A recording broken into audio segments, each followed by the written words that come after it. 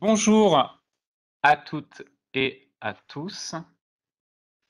Ravi de vous retrouver aujourd'hui, pour ce nouveau webinaire. Merci encore, aux équipes, de Saxo Bank d'avoir tout organisé et notamment à Caroline. Ravi encore une fois qu'on puisse, échanger tous ensemble. J'espère que à la fois au niveau du visuel, mais au niveau du son, vous avez un bon retour. Alors, aujourd'hui, dans un premier temps, on va un peu avoir l'impression de s'écarter des marchés financiers, mais pas tant que cela. La réalité, c'est qu'on va aborder un thème aujourd'hui, qui s'appelle le métaverse. Alors, je reviendrai un peu sur ce que c'est, bien évidemment, mais je pense qu'à minima, vous avez tous déjà entendu parler de cette problématique et surtout, bien sûr, voir non seulement quelles sont les implications, parce que, par exemple, il y a des implications industrielles qui sont assez larges. On regardera avec quelques exemples d'entreprises, dans le secteur automobile que vous connaissez très bien et qui déploient, le métaverse. Et l'autre point, c'est surtout bien sûr de voir quelles sont aujourd'hui les entreprises, en tout cas cotées, qui sont soit déjà pleinement positionnées sur le sujet, soit tout simplement ont un avantage concurrentiel qui est assez évident. Bien sûr, comme c'est toujours le cas, vous avez toute latitude pour poser, vos questions. J'y répondrai soit au fur et à mesure, soit à la fin. Tout dépendra bien sûr, de la quantité de questions, concernant cet aspect. Évidemment, nouvelle fois, je vous le rappelle, notre webinar est enregistré, donc le replay sera disponible a posteriori, si vous souhaitez poursuivre. Alors, la petite partie, bien sûr, avertissement traditionnel que vous connaissez toutes et tous et bien sûr, je le rappelle, vous pouvez nous suivre sur les différents réseaux sociaux de Saxo Bank, donc aussi bien YouTube, Facebook, Twitter ou encore LinkedIn. Le premier point, c'est de revenir un peu sur le terme métaverse. Alors le métaverse, en tout cas du point de vue terminologie, n'est pas du tout nouveau puisque c'est, Neil Stephenson c'est un auteur de science-fiction. Alors peut-être que vous connaissez pas, mais un auteur de science-fiction, en tout cas anglo-saxon, qui est plutôt très connu, dans cette zone pays, qui a inventé pour la première fois le terme métaverse, dans son roman qui s'appelle Snow Crash, hein, que vous pouvez tout à fait trouver aujourd'hui sur toutes les plateformes et qui date de 1994. Donc vous voyez aujourd'hui, c'est simplement, à peu près presque 30 ans après, qu'on évoque vraiment, ce sujet. Dans ce roman, donc de science-fiction, qui est effectivement extrêmement intéressant. Grosso modo, vous êtes sur une thématique où on est plongé, dans un monde artificiel où finalement les gens s'enfuient. Tout simplement car le vrai monde, en tout cas le monde physique, on va faire une distinction entre monde virtuel et monde physique, le monde physique est, finalement invivable, dans le sens où vous avez des inégalités extrêmes qui ont été créées notamment à la suite d'une série de crises économiques. Donc vous avez un monde physique qui foncièrement s'effondre et qui est devenu insupportable à vivre. Alors, peut-être ça vous fait déjà un peu sourire puisque entre, les inégalités, alors peut-être pas extrêmes, mais, aussi la série de crises économiques plus pandémie et cetera, il y a un petit côté familier, au niveau de ce livre. Bon, bien évidemment. Où on suit à travers ce livre, donc dans le métaverse, le personnage principal protagoniste, hein, qui s'appelle Hiro Protagoniste, donc on n'invente pas.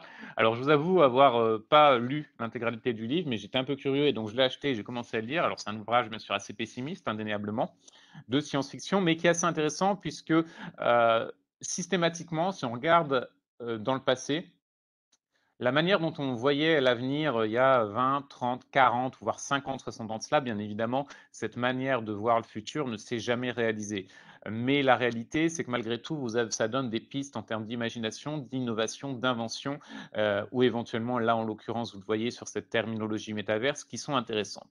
Donc premier point, le métaverse, ce n'est pas un terme qui a été inventé très clairement par, les géants, tech américains. C'est tout simplement un terme qu'on retrouve dans la littérature de science-fiction et vous le voyez, le roman, en tout cas de science-fiction qui est évoqué, va nous rappeler quand même quelques aspects qu'on va aborder par la suite.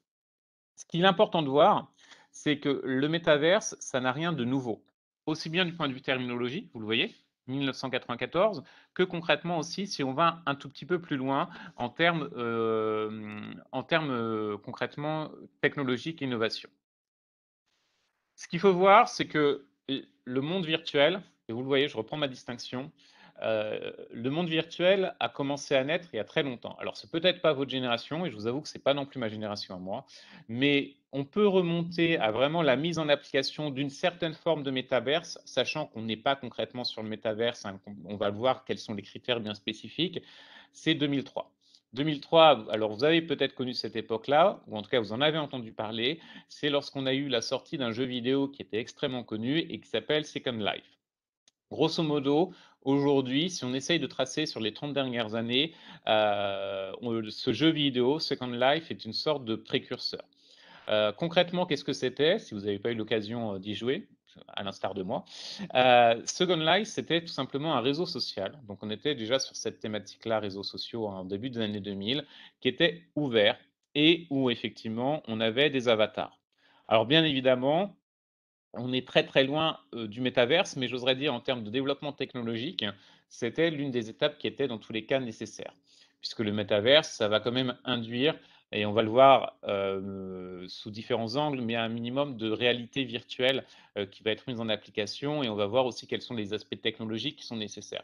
Mais en tout cas, c'est relativement considéré, vous le voyez avec, c'est un screenshot d'une des sessions, hein, du jeu vidéo Second Life. Vous le voyez, ça a été déjà la première étape.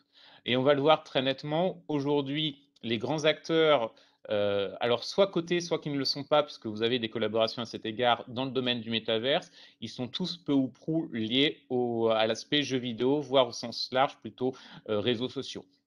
Donc la vraie, si on doit remonter dans le temps, le point de départ finalement du métaverse et de ce qui va arriver dans les 10 prochaines années, c'est Second Life en 2003. Ce qu'il est important de voir, et il y a quelques aspects un peu de terminologie qu'on doit aborder ensemble, parce que, alors, aussi bien vous que moi, j'imagine qu'on n'est pas complètement familier avec l'intégralité initialement, donc c'est ce qui va être extrêmement important à cet égard. Déjà, ce qu'il faut voir, c'est que lorsqu'on va parler de tout ce qui est métaverse, vous allez avoir une distinction notamment entre réalité virtuelle et réalité augmentée. La réalité virtuelle déjà, qu'est-ce qu'on entend par là? C'est effectivement, et comme vous le dites, à juste titre, Jean-François Kissel, c'est vous êtes avec un casque sur la tête qui vous permet d'évoluer dans un monde numérique. Généralement, ce qui se fait aujourd'hui, c'est effectivement d'avoir plutôt recours à des casques complets qu'à des lunettes, tout simplement parce que l'objectif derrière cela, si vous avez un casque complet, c'est purement, logique, c'est que vous allez réellement être plongé dans un monde virtuel à 360 degrés. Donc vous allez être en mesure de vous déplacer, en tout cas, à minima, sauf si vous êtes confronté à des murs physiques, puisque là, les réalités, physiques, s'appliquent. La réalité augmentée, c'est un peu différent. La réalité augmentée, concrètement, c'est une superposition numérique qui va être là projetée sur le monde réel. Vous le voyez la distinction? On est sur le monde réel qui va compter. Typiquement, vous avez quelques éléments à cet égard. Les Google Glass sont des appareils portables, qui correspondent à cette thématique de réalité augmentée. Vous avez aussi alors, Pokémon Go qui fait aussi partie de cette thématique-là puisque ça existe. Même si les Google Glass n'ont jamais vraiment décollé, à un certain stade, on pourra bien sûr regarder à travers des lunettes connectées la réalité augmentée. Alors, vous avez quelques projets à cet égard. J'en mentionne 2, mais vous savez, sur ces domaines technologiques, vous en avez beaucoup plus. Mais en tout cas, vous avez les Ray-Ban Stories de Facebook, donc dans ce domaine de la réalité augmentée, et les Snapchat Spectacles, qui sont aussi dans cette même thématique.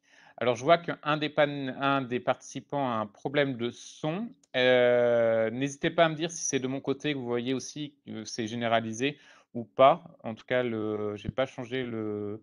D'accord. Parfait, ça doit être une petite coupure liée à la connexion. Au niveau de l'autre point, donc réalité virtuelle, réalité augmentée, vous avez un autre aspect où on va combiner finalement un peu les deux, à la fois cette réalité virtuelle et cette réalité augmentée, et on parlera de réalité étendue. Concrètement, qu'est-ce que c'est? C'est que vous partez du monde réel, par exemple, sur votre écran de smartphone typiquement, vous allez en tant qu'utilisateur voir votre environnement. Et vous allez avoir des modélisations ou typiquement des superpositions, des animations qui vont apparaître en surcouche du monde réel. Alors, ça peut être, par exemple, tout simplement des objets. Ce qui est assez intéressant dans ce domaine-là, en termes technologiques, c'est que les événements virtuels sont capables d'interagir avec le monde réel. Donc, vous pouvez déplacer un objet, sélectionner notamment un élément parmi un catalogue, l'ajouter à votre environnement, décaler une information sur son support. Donc vous le voyez assez bien, aujourd'hui l'objectif, c'est plutôt probablement en termes de développement d'être dans un schéma réalité étendue. En tout cas, c'est ce sur quoi travaillent les grands acteurs qu'on va voir par la suite, en tout cas, juste si on s'intéresse aux acteurs qui sont cotés.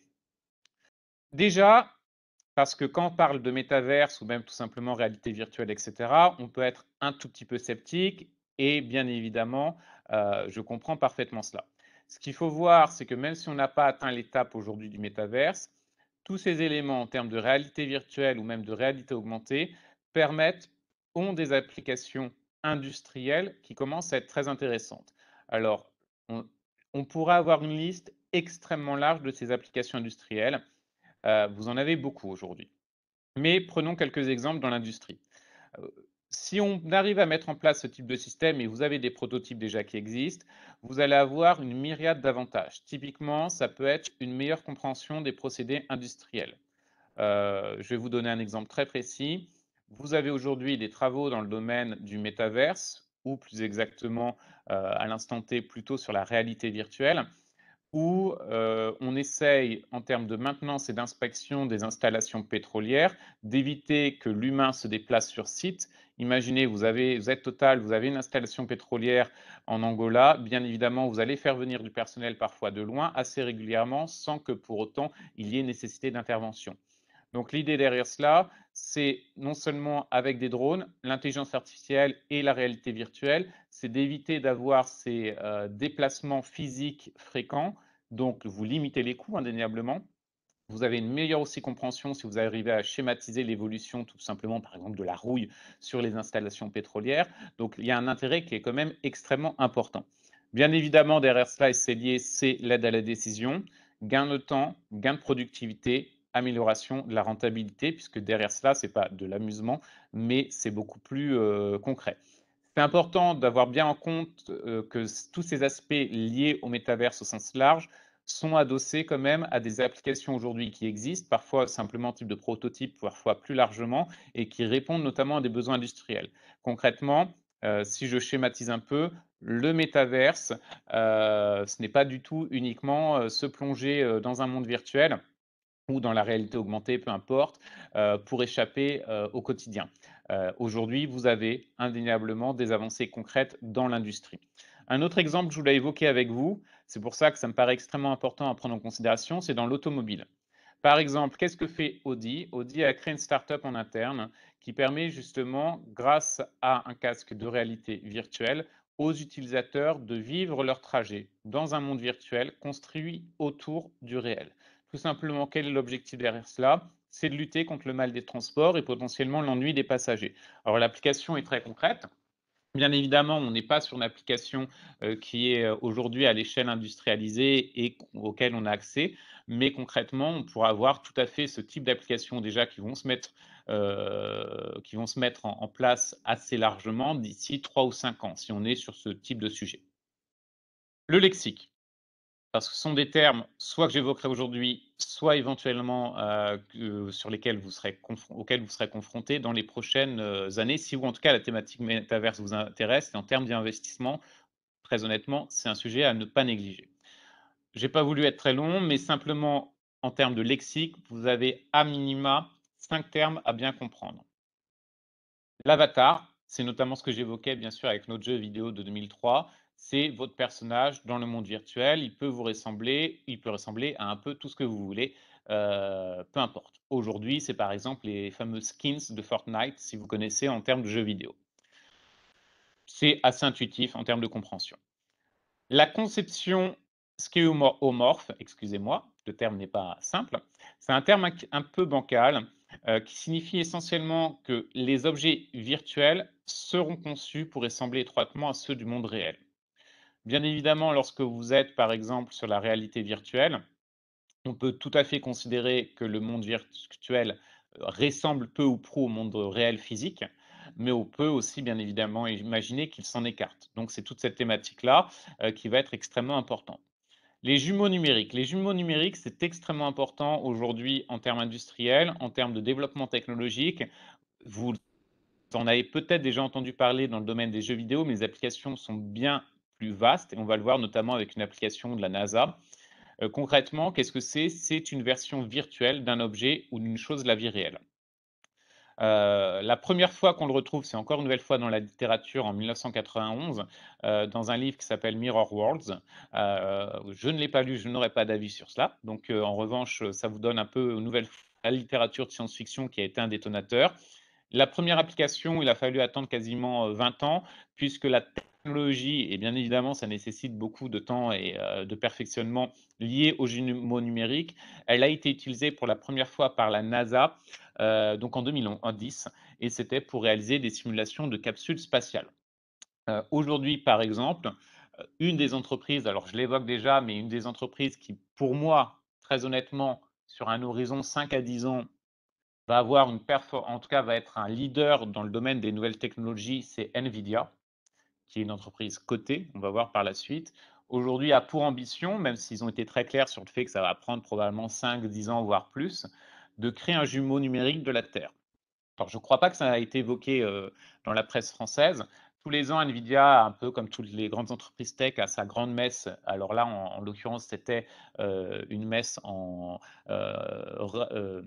diffusée via Internet et non en physique, hein, où parmi l'une des annonces technologiques, c'est de créer un jumeau numérique de la Terre à partir d'intelligence artificielle et d'essayer de reproduire l'impact du changement climatique sur la Terre, mais de manière accélérée. Alors vous voyez, bien évidemment, indéniablement, c'est très compliqué, indéniablement, ça n'arrivera pas demain. C'est une belle ambition, en revanche, et surtout s'ils réussissent, même pas à 100%, mais disons réussissent à 50 ou 60% à avoir une technologie qui soit peu ou prou efficace, imaginez quand même les applications du point de vue commercial, du point de vue industriel qui vont en découler. Donc c'est massif. Vous avez aussi Microsoft qui compte énormément sur la technologie des numériques dans la construction du métaverse. Alors oui, indéniablement, vous allez avoir, et c'est mon point de vue aussi, toutes les grandes entreprises du numérique vont se lancer dans ce domaine-là. Les jeux de rôle multijoueurs, c'est foncièrement par exemple Roblox et Fortnite. Et ensuite, le monde miroir, c'est une version numérique du monde réel où se trouvent des doubles de personnes, de lieux et d'objets de la vie réelle. Par exemple, si vous regardez un peu Netflix, c'est la Matrix, pardon, ou sur Netflix, une série qui s'appelle Stranger Things. La question, et bien sûr, c'est pas tranché, là, ça dépendra des évolutions technologiques et des choix, c'est que le métaverse peut être un monde miroir conçu pour refléter, précisément le monde physique, ou tout à fait, on peut s'en écarter et introduire, des choses nouvelles. Heu, L'autre point, je voulais vous présenter, alors on a eu l'Investor Day à Paris récemment, il y a quelques mois de cela, et on a effectivement parlé des investissements dans les nouvelles technologies, et il y avait cette thématique aussi un peu métaverse. Et j'avais présenté, donc je vous le représente aujourd'hui, ce slide où je vous présente finalement, je vais vous expliquer pourquoi je pense aussi que le métaverse va fonctionner et pourquoi je ne pense pas que c'est simplement un coup de pub ou une tendance. Aujourd'hui, alors peut-être êtes-vous utilisateur, je ne suis pas utilisateur d'Instagram, mais par contre, je comprends parfaitement comment ça fonctionne. Heureusement, vous me direz. Heu, Vous avez 2 photos. Ces 2 photos, elles ont été publiées par une instagrammeuse qui est assez connue, et qui voulait justement un peu critiquer, ouais, même si finalement elle en bénéficie financièrement, elle voulait un peu se moquer du phénomène Instagram. Aujourd'hui, pour vous, par rapport à ces 2 photos, quelle est la photo qui reflète pour vous le monde virtuel et l'univers physique? Alors sur le monde virtuel, indéniablement, c'est cette photo très bien prise, où tout va bien, qui exprime la joie, et cetera, d'avoir un pissenlit dans la bouche. Ça, c'est le monde virtuel. C'est la photo qu'on verra sur Instagram. Et sur l'univers physique, bien évidemment, avoir un pissenlit dans la bouche, ce n'est pas si agréable que ça, et cetera. Cette dichotomie entre ces 2 photos, elle est intéressante parce que vous avez aujourd'hui la génération qui arrive, les nouvelles générations ont bien sûr un rapport très différent avec le monde numérique, et finalement, vous avez un nombre croissant aujourd'hui de gens qui vont plus prêter attention à comment ils apparaissent, comment ils sont perçus sur le monde virtuel, que la réalité de l'univers physique. Bien évidemment, c'est un phénomène qu'on avait déjà vu où les gens passaient beaucoup de temps dans les jeux vidéo, mais c'est aussi un phénomène qu'on retrouve sur Instagram. Finalement, ce qui va compter, c'est l'image qu'on renvoie non pas dans la vie réelle, dans le monde physique, mais c'est l'image qu'on renvoie sur le monde virtuel. Et ça, c'est intéressant. C'est pas un glissement qui a eu lieu en l'espace de, 5 ou 10 ans. C'est pas un glissement qui a eu lieu parce que vous avez eu Instagram il y a quelques années de cela. La réalité, c'est que c'est un glissement de très long terme. Depuis qu'on a finalement les premiers ordinateurs et qu'ils ont été généralisés dans les bureaux, on a progressivement glissé sur le fait qu'on passe un temps de plus en plus important devant nos écrans. Indéniablement, moi, mes parents devaient passer, hormis la télé, très peut-être 50 du temps, 60 de leur temps devant des écrans. Aujourd'hui, quelle est notre réalité? Entre les ordinateurs, la télévision, bien évidemment le téléphone, on passe à peu près 90 de notre temps devant des écrans. Et finalement, puisque les réseaux sociaux au sens large ont eu une place de plus en plus importante, ce qui va souvent compter et ce qui va compter beaucoup plus pour les nouvelles générations qui sont nées avec ce monde-là, c'est finalement ce qui va transparaître dans le monde virtuel. Et vous avez indéniablement, et Jean-François le mentionne à juste titre, vous avez aussi cet espace liberté. Vous choisissez qui vous êtes et vous choisissez aussi comment vous voulez que les gens vous perçoivent. Si vous allez sur Instagram, j'ai des proches, et vous aussi j'imagine, qui utilisent beaucoup Instagram, la réalité c'est que le monde est merveilleux. Leur vie est merveilleuse et rien de mauvais se passe. Et bien évidemment, la moindre photo qui est prise, c'est une photo qui va être retouchée, qui va être prise je ne sais combien de fois pour que ce soit le cliché parfait. Et c'est ça, c'est cette transition vers un monde progressivement virtuel ou en tout cas, typiquement, un enfant qui va être né aujourd'hui en 2022 ne passera probablement sa vie à quasi 95 devant des écrans et voire, si on va un peu plus loin, dans la réalité virtuelle. Donc Instagram est simplement une première étape et fait partie du glissement qui a été finalement, déjà amorcé par l'ordinateur, mais même par la télévision. Et donc on est sur ce glissement-là. C'est pour ça que ce qui me paraît essentiel de comprendre, le métaverse n'est pas un effet de mode. Bien sûr, tous ne vont pas réussir. Même des grands noms ne vont pas réussir dans le métaverse. Mais la réalité, c'est que vous avez un glissement sociétal qui est important. Et ce glissement sociétal fait qu'on a des besoins qui sont différents. Et typiquement, les jeunes générations, bien sûr, un rapport très différent. Les adolescents, et cetera, ont un rapport très différent avec ce monde virtuel. Pour eux, le monde virtuel va souvent beaucoup plus compter. Ça peut être une manière de s'échapper, mais ça peut être aussi simplement de l'épanouissement que le monde physique.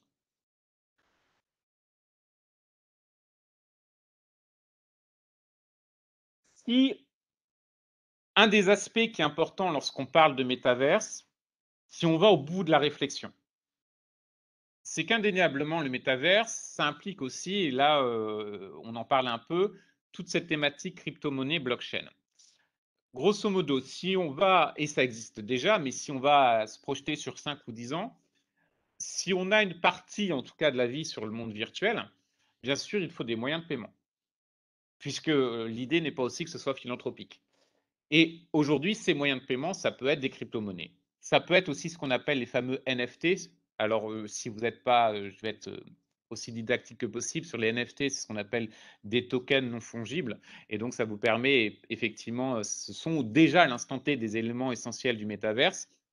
Ces NFT, c'est à peu près, ça représente tous les biens que vous pouvez acquérir ou gagner sur le métaverse. Ça peut être des accessoires pour les avatars, ça peut être des œuvres d'art numériques exposées dans les musées, dans le monde virtuel, ou encore, par exemple, des preuves de participation à des événements à collectionner. Ce qu'il est important de voir, c'est que toutes les innovations auxquelles on fait face aujourd'hui, elles sont toutes imbriquées. Vous avez bien évidemment, on ne peut pas considérer par exemple que la blockchain, les crypto-monnaies et les NFT soient complètement décorrélés du métaverse, puisque ce sont en tout cas des innovations qui vont fonctionner ensemble. Aujourd'hui, par exemple, vous avez typiquement des grandes marques. Alors, il y en a une myriade, hein. Je crois qu'il y a eu Zara, il y a eu Adidas, il y a eu Nike, qui aujourd'hui proposent notamment des produits, d'habiller vos avatars avec typiquement, des vêtements Zara que vous payez avec donc effectivement ces avatars, ces vêtements, en l'occurrence dans l'univers numérique virtuel, vous les pouvez les acquérir avec des NFT. Donc c'est quelque chose qui se produit aujourd'hui. Bien sûr, pas à très grande échelle.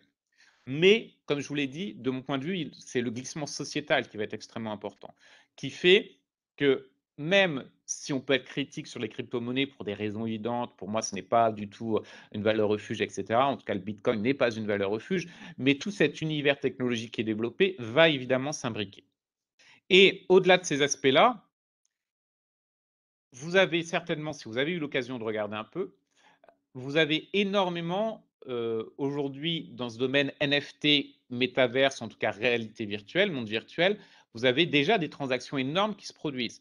Vous avez une architecte, en l'occurrence Christa Kim, et donc là, ce sont les visuels à cet égard. Christa Kim, qui a aujourd'hui, notamment, alors il y a quelques mois de cela, a créé une demeure, qui, était uniquement donc, dans la réalité augmentée, avec donc vous voyez les visuels et cetera, une grande demeure et cette, maison virtuelle, elle a été quand même vendue à plus de 400 000 € en crypto-monnaie et grosso modo, l'acheteur, comment ça va se passer? C'est l'acheteur va recevoir les fichiers en 3D de cette œuvre NFT, donc comme je vous le disais, hein, les fameux NFT. Il va avoir tout loisir d'explorer la maison via la réalité virtuelle, de projeter les visuels et à terme, effectivement, on pourra avoir la réalité augmentée pour les ajouter à son propre environnement. Donc vous voyez, alors bien sûr, il y a un petit côté, qu'est-ce que c'est? Enfin, c'est un peu fou. Mais je pense que vous voyez aussi un peu l'enchaînement technologique. C'est qu'à un certain stade, lorsqu'on sera sur le segment réalité augmentée, vous en souvenez, j'avais évoqué ça tout à l'heure, qui est une des prochaines étapes de développement technologique. Typiquement, dans la réalité augmentée, cet acquéreur, il pourra finalement avoir ce canapé, ces longues chaises rouges, etc.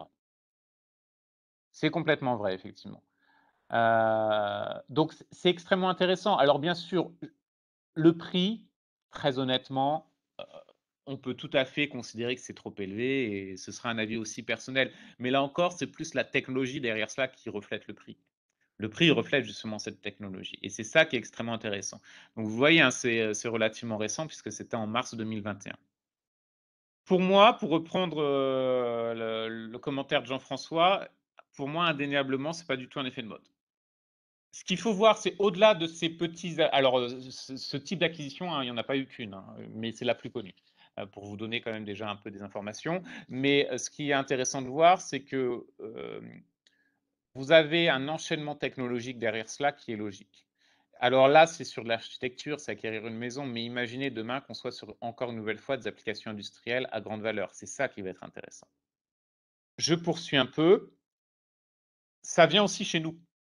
Alors l'acquéreur n'a pas été divulgué, je doute que ce soit un Français vu le prix malgré tout, mais le nom de l'acquéreur de la maison n'a pas été divulgué. Mais regardez, aujourd'hui, à côté de chez nous, peut-être même très près de chez vous, vous avez eu début d'année 2022, la municipalité de Laval, donc en France, qui a proposé une cérémonie des vœux en réalité virtuelle. Alors, bien évidemment, il y a un effet, indéniablement politiquement, il y a un effet, publicité derrière, il y a une forme d'opportunisme, parce qu'il n'y avait pas nécessité de procéder à une cérémonie des vœux en virtuel et si vous regardez les visuels qui sont issus de la Laval Virtual, qui est la société qui a organisé, bien évidemment, c'est pas fantastique. Mais ce que je veux montrer derrière cela, c'est que, vous le voyez, même très proche de chez nous, on a ce type de sujet qui arrive. Là, c'est peut-être plus un épiphénomène qu'autre chose, mais la réalité, c'est que vous avez réellement la réalité virtuelle, dans tous les cas, va être un point de plus en plus prégnant dans nos vies et ça, il y a assez peu de doute sur cela.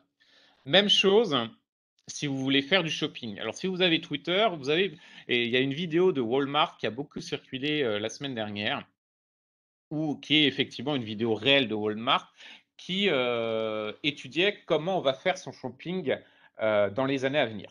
C'est un vrai sujet parce que pour les grands distributeurs, c'est indéniablement un sujet important. La différence et c'est que cette vidéo qui est accessible, ce qui est important de voir, qui paraît un peu, excusez-moi le terme, mais vieillotte, ça nous rappelle un peu les premiers sites internet. Cette vidéo, elle date d'il y a 5 ans.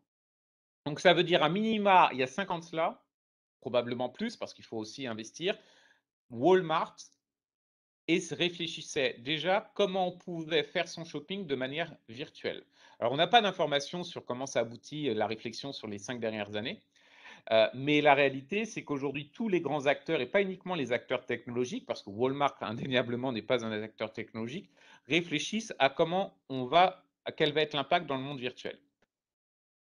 Moi, je vais vous dire quelque chose de très une conviction que j'ai, qui va dans ce sujet-là. On a tous conscience aujourd'hui que le changement climatique, heu, qu'il y aura une attention de plus en plus importante sur l'aspect pollution et on l'a bien vu, même si ça ne s'est pas réellement matérialisé dans l'immédiat. Il y a eu tout un débat en Europe notamment, sur le fait que les voyages longue distance en avion, finalement, c'est très polluant et cetera. Imaginons qu'indéniablement le changement climatique a un impact très perceptible dans les, années, voire décennies à venir. On ne peut pas exclure en tout cas, on peut avoir un avis, mais on ne peut pas exclure qu'il y aura une telle désapprobation des voyages à l'autre bout du monde, typiquement aller de Paris à Bali, que au lieu de voyager en avion, de polluer et éventuellement, de mettre à risque l'écosystème, à Bali, on vous proposera la même expérience, mais à partir de chez vous, dans votre, maison en France ou dans votre appartement à Paris, grâce à la réalité augmentée et c'est là le point important, c'est que grâce à la réalité augmentée, a priori, avec les innovations qui vont venir, vous aurez la capacité de ressentir aussi, de respirer par exemple, reconnaître les mêmes odeurs, les mêmes essences qu'on a à Bali. Donc d'avoir l'intégralité de la même expérience sans vous déplacer. Alors ça peut paraître loufoque, mais il y a des tendances de fond. Vous le voyez très bien, il y a eu énormément de réprobations, notamment sur les voyages en avion, longue distance. Et le changement climatique est une donnée long terme.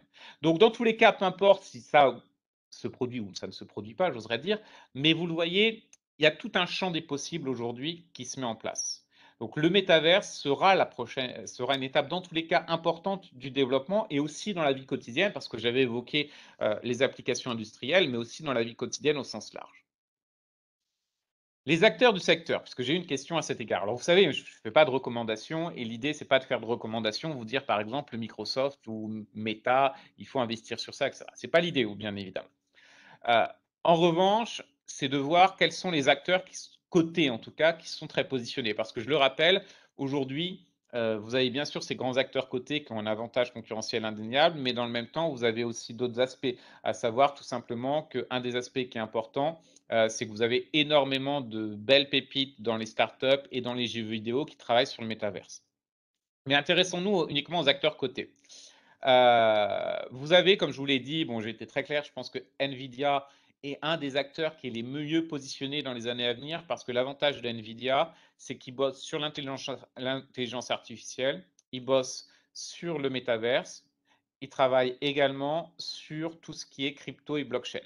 Donc c'est quand même l'un des rares acteurs qui a avancé sur ces 4 thématiques qui sont imbriquées. Après, vous en avez une myriade. Vous avez bien sûr, comme je l'évoquais, Roblox, vous avez Meta, vous avez Microsoft, que j'avais évoqué précédemment aussi. Vous avez aussi Engage qui est aussi, entreprise cotée dans ce domaine-là. Vous avez bien sûr le sujet, Facebook Horizon, qui sont tous des sujets qui sont intéressants. Heu, Encore une fois, c'est l'étape suivante et pour l'étape de développement technologique suivante, aujourd'hui, c'est quand même plus Nvidia. Alors oui, c'est cher. Après, tout dépend à quel point vous pensez que le potentiel de développement de Nvidia, bien sûr, c'est toujours un peu le même sujet, hein, est présent. Mais très clairement, vous avez ces acteurs-là cotés et encore une fois, je vous le dis, vous avez une couche qui est inférieure sur tout ce qui est du non coté ou parfois plutôt sur du small mid cap et là, bien sûr, il faut aller au cas par cas, mais qui sont aussi positionnés sur ces sujets et qui sont intéressants. Comme je vous l'ai dit, c'est une toile de fond technologique, c'est pas simplement un effet de mode et j'ai vu, y compris des analystes en France qui critiquaient un peu cet effet de mode sur le métavers. C'est méconnaître en tout cas les applications technologiques qui existent déjà et qui s'adossent à cela et c'est aussi méconnaître les projets aujourd'hui industriels dans le domaine qui auront des applications dans tous les cas dans les années à venir et surtout les ambitions, de gros acteurs dans ces sujets-là. Donc pour moi, très, très clairement, on est sur, en termes d'innovation, c'est un sujet à ne pas méconnaître. C'est un peu la conclusion, hein. On est sur un webinaire, sauf si vous avez bien sûr des questions, qui est un peu plus court parce que dans tous les cas, le sujet ne prête pas à une présentation extrêmement longue. Je répondrai à votre question, Thibaut, dans un instant. Sur la tendance de fond, comme je vous l'ai dit, le premier point, c'est le changement générationnel. Vous avez ce glissement-là. Alors, je ne suis pas si âgé que cela, mais bien évidemment, moi, la première fois qu'on m'a parlé du métaverse, j'étais indéniablement très sceptique. Parce qu'en termes d'habitude de vie, même si je passe beaucoup de temps devant les écrans, je n'ai pas, un plaisir particulier à le faire. Disons que c'est une obligation. Mais n'oublions pas que ce sont ceux qui sont adolescents aujourd'hui qui seront les consommateurs demain et qui ont des habitudes de consommation, un rapport par rapport au monde virtuel qui est très différent. L'impact de la pandémie, il ne faut pas le nier, ça a été un accélérateur avec des phénomènes comme Zoom, et cetera. On a eu une habitude finalement aussi à ce que, même si le contact humain indéniablement nous manque, ça c'est pas une question, mais en tout cas à ce qu'on puisse passer, si nécessaire, par le truchement du virtuel. Hem, L'autre point, c'est l'essor technologique. Donc, comme je vous le disais, bien sûr, blockchain, casque virtuel, le cloud, l'intelligence artificielle et surtout penser à la 6G. La 6G, notamment, travaille énormément sur les jumeaux numériques. Alors, là, bon, on va être très clair hein, sur la 6G aujourd'hui, même si tous les opérateurs en parlent, les seuls à avoir un potentiel d'atteindre les premiers la 6G, c'est très clairement la Chine. Donc, comme je vous le disais, avec un lancement d'ici à 2030. Voyager en avion, c'est un peu l'exemple que j'ai voulu vous présenter avec ce fameux péché écologique, donc je ne vais pas y revenir. Après, tout n'est pas idéal. Vous avez des problèmes qui sont indéniables sur la cybersécurité. Ça, c'est clair. La consommation énergétique des data centers, on ne peut pas le nier, mais ce n'est pas un sujet en même temps qui est complètement nouveau. Ce que je vous propose, c'est de répondre à vos questions. Alors, non, on n'a pas de fonds qui est directement adossé à cette thématique métaverse. Ça peut être indéniablement un vrai sujet. À ma connaissance, sur les acteurs français, en tout cas, aucun aujourd'hui n'en propose un. Je suis sûr que dans 6 mois, ça sera un autre sujet. Mais là, je vous ai présenté quelques grandes sociétés liquides, en tout cas, parfois chères, indéniablement, mais qui ont cette capacité-là et qui sont bien positionnées dans ce domaine.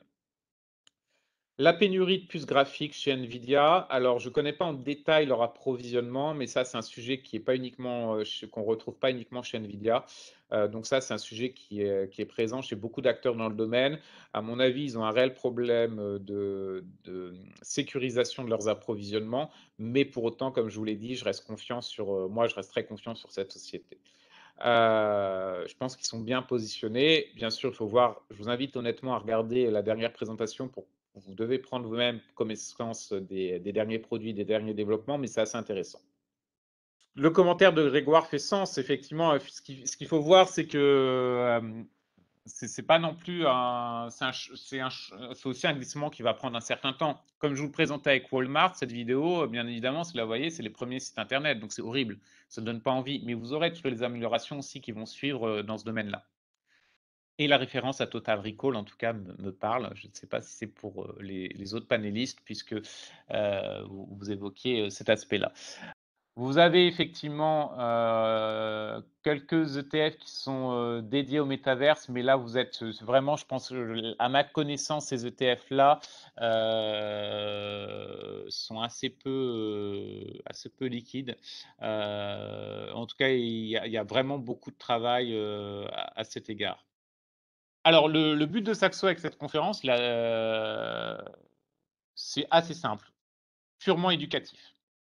On fait à peu près une fois par mois un webinar. On fait également, pour répondre à la question de Sabrina, des événements physiques, mais vous le voyez avec la pandémie, c'est un tout petit peu plus, compliqué.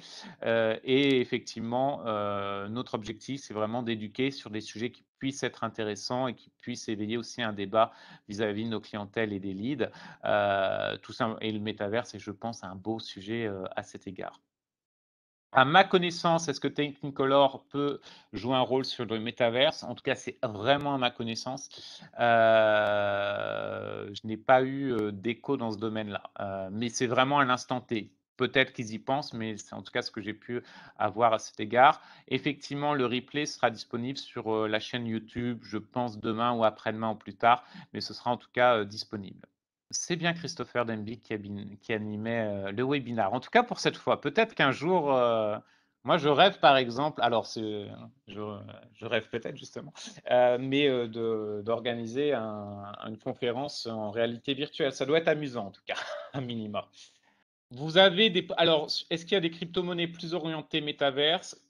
Alors, vous avez effectivement, j'ai vu des projets, mais soyez très, très prudents parce que là, en l'occurrence, ces projets-là, ils n'ont pas suffisamment d'ancienneté et je crois réellement que c'est des projets qui veulent bénéficier de l'effet de mode sur le métaverse, qui sont sur un ils se disent: «Il y a un coup à faire» et que derrière ça, ce ne soit pas des projets sérieux. Donc attention à cet égard, très clairement.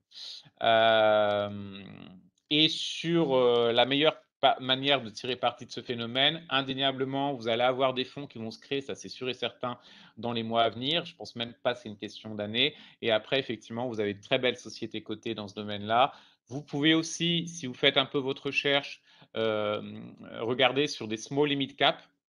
Bien sûr, c'est un peu moins liquide, mais la réalité, c'est que vous en avez beaucoup qui sont dans ce sujet. Et comme je vous l'ai dit, le sujet est large, c'est-à-dire ça veut vous n'êtes pas uniquement sur des sociétés métaverses, mais des sociétés qui sont sur l'intelligence artificielle, qui sont sur la blockchain, et cetera. Ce sont ou même des sociétés dans les jeux vidéo qui pourraient éventuellement avoir un réel avan qui ont une bonne technologie sur les avatars, et cetera. Ce sont ce type de sociétés qui, a priori, en tout cas, auront un rôle à jouer, en tout cas sur le papier. Ça, c'est sûr et certain.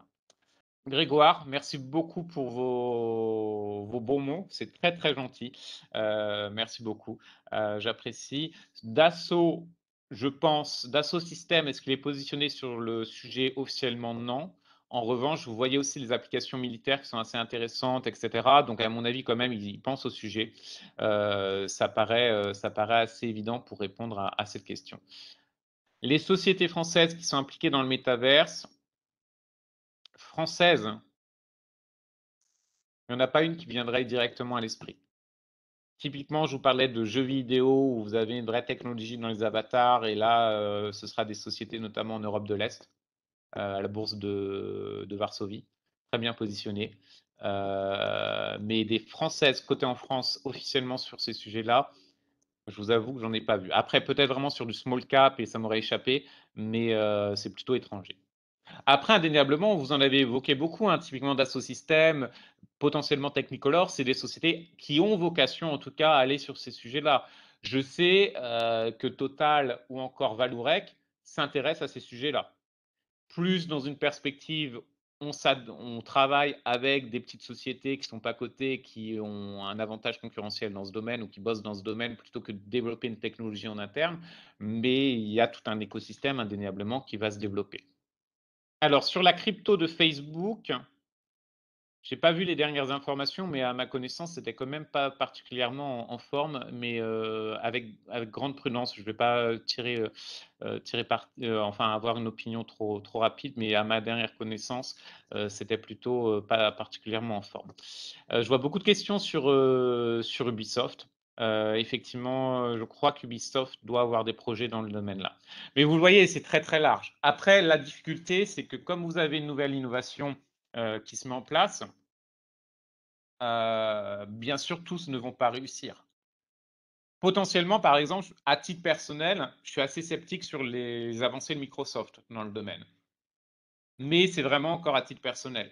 Mais vous voyez, ça il y a tout un potentiel aujourd'hui qui reste à exploiter et qui peut être effectivement très intéressant, dans ce domaine-là. Et surtout, ne pas négliger moi, ma conviction en particulier, c'est que les grandes sociétés industrielles, soit développeront leurs projets, soit s'adosseront ou rachèteront d'ailleurs des sociétés dans ce domaine-là. Parce que je vois à l'instant T, je vois très, très bien les applications dans le domaine industriel. Je vous parlais notamment dans ce domaine inspection et maintenance, il y a un vrai sujet. Et ça, c'est effectivement, ça peut être effectivement intéressant. Voilà, il est 13h45. Je pense qu'on a à peu près fait le tour des questions. On a un webinaire donc tous les mois. On n'a pas encore choisi la thématique pour le mois prochain. On va essayer quand même de se coller, beaucoup à des sujets un peu innovants et pas uniquement faire les banques centrales, même si c'est très intéressant, mais aussi essayer de voir un peu aussi quelles sont des opportunités d'investissement dans ce domaine-là. Donc je vous invite, thématique énergie. On a fait récemment un webinaire sur l'énergie, mais qu'on pourrait effectivement actualiser. Enfin récemment, ça datait, si je ne me trompe pas, tout début décembre, donc les choses ont aussi évolué. Donc ça peut être effectivement, merci pour la suggestion. Et bien évidemment, sur les réseaux sociaux, vous pouvez nous écrire si vous avez des suggestions à cet égard. Encore merci à tous pour votre fidélité. Et merci aussi à Caroline qui a organisé ce webinaire, comme d'habitude. Donc, je vous invite à la remercier aussi. Elle fait un job extraordinaire. Merci encore à tous et très bonne journée.